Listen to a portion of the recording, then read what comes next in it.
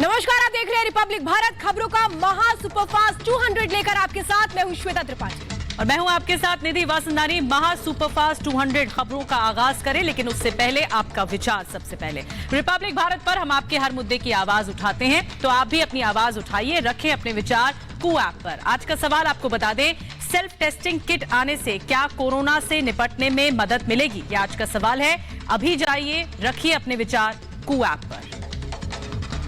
और आइए अब शुरुआत करते हैं महा सुपरफास्ट 200 की।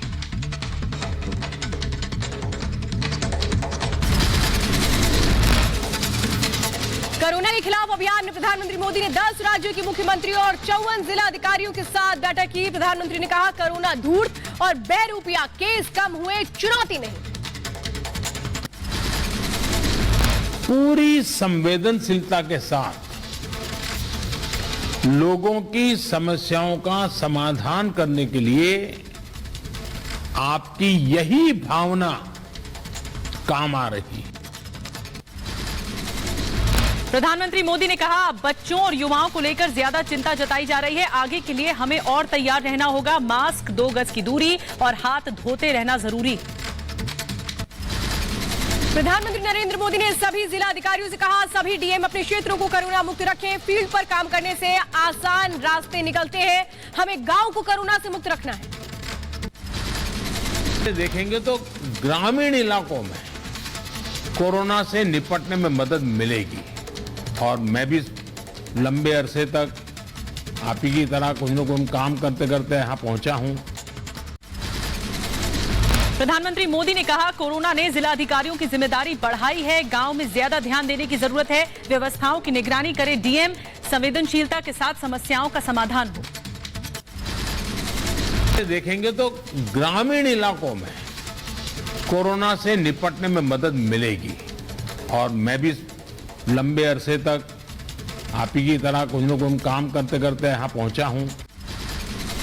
प्रधानमंत्री की बैठक के बाद पश्चिम बंगाल की सीएम ममता बनर्जी का बड़ा आरोप। प्रधानमंत्री की बैठक में हमें बोलने नहीं दिया गया। बीजेपी शासित राज्यों के डीएम को ही बोलने का मौका दिया गया, किसी सीएम को बोलने न देने का दुख। एक डिक्टेटरशिप से भी ज्यादा है। इसे लगता है कि देश में मार्शल लॉ चल रहा है, प्राइम मिनिस्टर का मर्जी माफिक सब चलेगा, सब उसका बॉन्डेड लेबर है। ममता बनर्जी ने कहा, प्रधानमंत्री मोदी की बैठक सुपर फ्लॉप रही। किसी भी मुख्यमंत्री से ऑक्सीजन, दवा, ब्लैक फंगस की बात नहीं की। सिर्फ प्रचार के लिए प्रधानमंत्री मोदी ने बैठक की।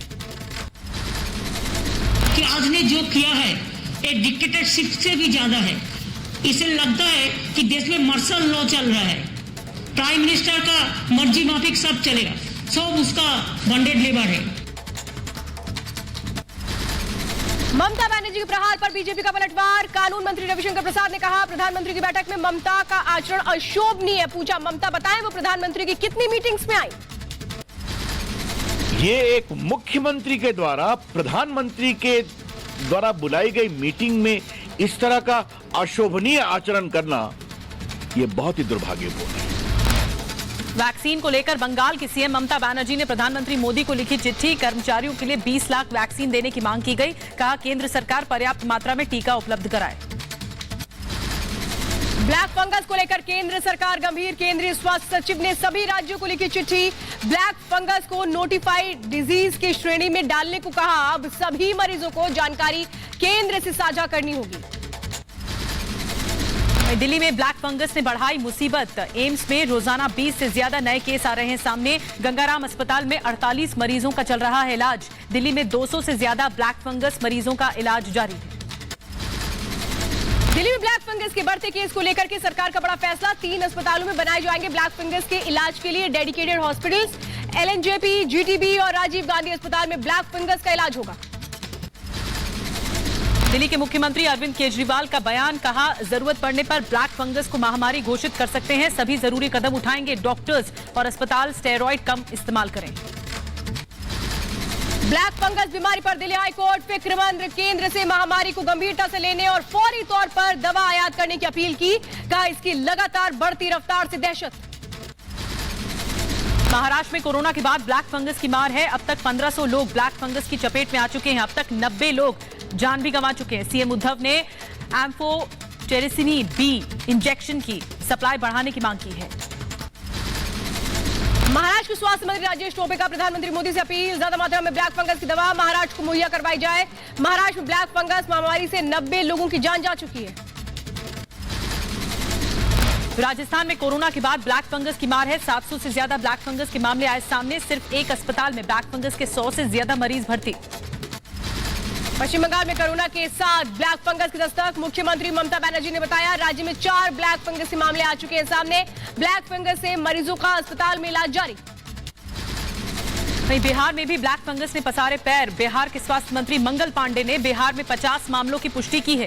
कहा एम्स पटना ब्लैक फंगस के इलाज के लिए अलग से बनाया गया विभाग। निजी और सरकारी अस्पतालों में ब्लैक फंगस की दवाइयां भी भेज रही है सरकार।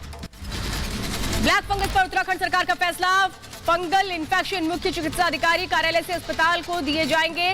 रेमडेसिविर के बाद ब्लैक फंगस के इंजेक्शन की बाजार में किल्लत शुरू हो रही है।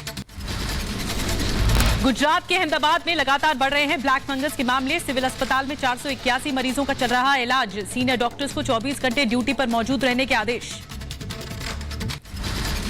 कोरोना के बाद अब ब्लैक फंगस का कहर। देश के 5 राज्यों में ब्लैक फंगस महामारी घोषित। पंजाब, हरियाणा, राजस्थान, असम और तेलंगाना में महामारी की अधिसूचना जारी। महाराष्ट्र में ब्लैक फंगस के सबसे ज्यादा केस।